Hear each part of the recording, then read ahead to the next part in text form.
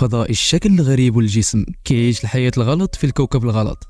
قطع ودنيه ونيفو والشفايف ديالو وقطع صباعو ودار هادشي كامل باش يحقق الحلم ديالو.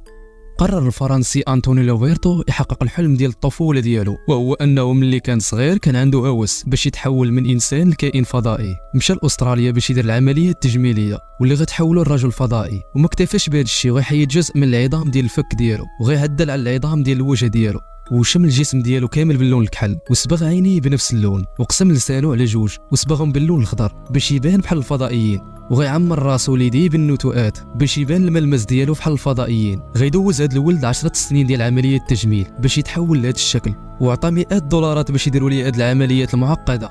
وخا هذه الرحلة الطويلة فباقي ما وصلش الشكل الاخر اللي باغي، وغيدير بزاف ديال العمليات باش يوصل لمشروع التحول الكامل ديالو، وغيوثق عملية التحول ديالو